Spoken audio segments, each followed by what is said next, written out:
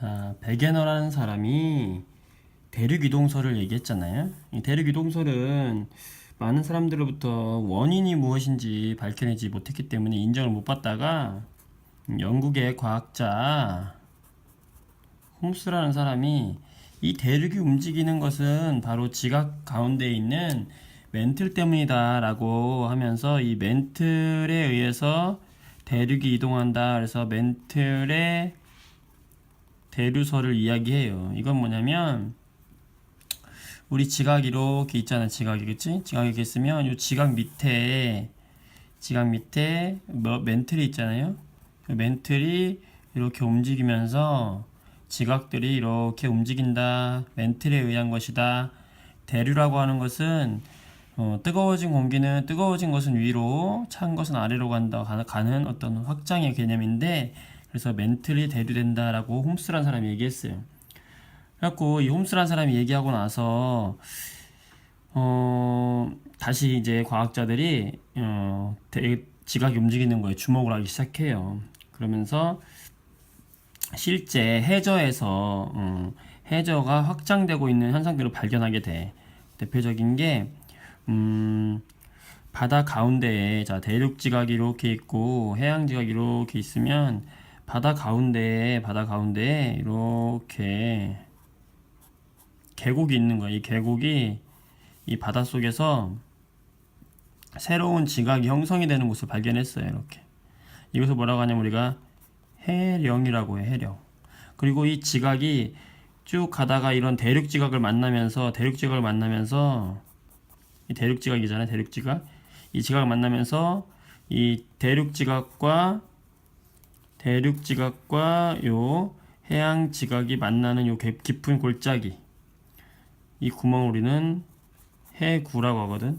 이 해구는 지각이 움직이면서 소멸하는 곳이고 해령은 지각이 새로 생성되는 곳이야. 이런 해령과 해구가 발견되면서 해저가 확장되고 있다고 하는 해저 확장설로 발전하게 돼. 이 해저 확장설을 이야기한 과학자는 미국의 과학자들인데 헤스와 디츠가 이렇게 해저 확장설을 이야기하게 되고, 이제 이 해저 확장설이 탄력을 받고 나서 그러면 이게 왜 움직일까라고 얘기한 끝에 이 지구라는 것이 여러 개의 판들로 이루어졌다. 여러 개의 판들로 이루어졌고, 이 판들이 새로 생성되거나 판이 새로 소멸하는, 이렇게 만나거나 이렇게 헤어지는 이런 자리가 발견되는 것이 해저 확장설도 설명이 되고, 그쵸? 그래서 이런 것을 판으로 이루어졌다. 그래서 판 구조론이라고 발전하게 돼요. 그래서 지구는 여러 개의 판으로 되어 있다 라는 판 구조론이 발달하게 돼요. 그래서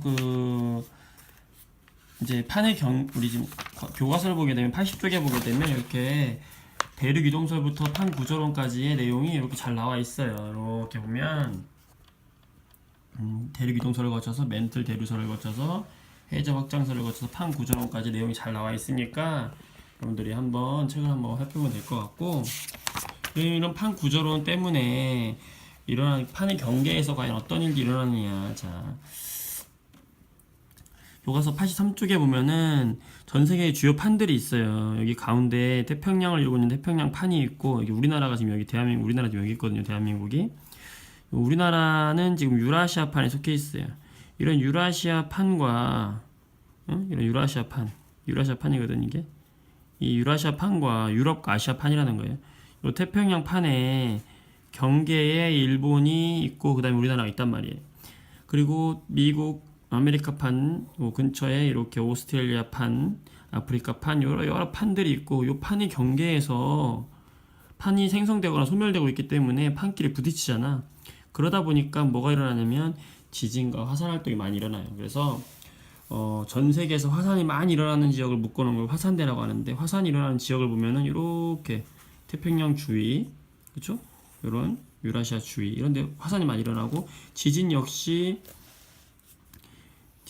이렇게 잘 일어나요. 그 지진 일어나는 곳과 화산 일어나는 곳을 잘 이렇게 묶어보면 선을 이렇게 연결해 보면은 우리가 처음에 봤던 이런 판의 경계와 거의 일치하더라. 그래서 판의 경계에서는 지진과 화산 활동이 잘 일어난다라고 말할 수 있어요. 그래서 판의 경계에는 어떤 것들이 있냐, 그림으로 보면서 설명을 하면, 판과 판이 만나는, 이렇게, 자, 요 대륙판이 이렇게 만나는, 요 해양판과 대륙판이 만나는, 이런 만나는 판을 우리 뭐라고 하냐면 수렴형 경계다, 이렇게 수렴형 만난다 이거예요. 만나면 여기서 화산 활동과 지진 활동이 일어나지, 이렇게 해양 지각과 대륙 지각이 서로 만나서 여기 형성되는 곳이 이게 해구라고 하고, 이 해구 밑에서 화산 활동과 지진 활동이 일어나요. 대표적인 게 일본의 화산섬이 바로 이렇게 생긴 거예요. 또 다른 수렴형 경계로는 대륙 지각과 대륙 지각끼리 만나는 거예요. 대륙과 대륙이 만나면 이렇게 주름지면서 높은 산맥이 형성이 되겠지. 히말라야 산맥 같은 경우에 대표적인 수렴형, 충돌형 경계가 되는 거고, 발산형 경계가 발산형. 이 발산형 경계는 뭐냐면 서로 이렇게 발산한다, 서로 멀어진다는 거예요. 판과 판이 멀어진다. 아까 학장술에서 이렇게 멀어지는 판을 우리가 해령이라고 했었지. 해령. 대표적인 구조가 해령이고, 동태평양 해령 또는 대서양 중앙 해령 등이 발산형 경계의 대표적인 해당되는 거예요. 마지막으로 보존형 경계가 있는데, 이 보존형 경계는 판과 판이 이렇게 만나는 게 아니라 서로 어긋나요. 어긋날 때 일어나는, 예를 들면 산 안드레아 단층이 바로 대표적인 보존형 경계. 가까워지거나 멀어지는 것이 아니라 그냥 어긋나는 거, 보존형 경계라고 한다. 그래서 수렴형 경계는 2개, 발산형 경계 하나, 보존형 경계 하나, 이렇게 해서 판의 경계가 있다는 거. 판의 경계에서는 지진과 화산 활동이 일어난다는 것을 우리가 알면 좋겠어요. 여기까지.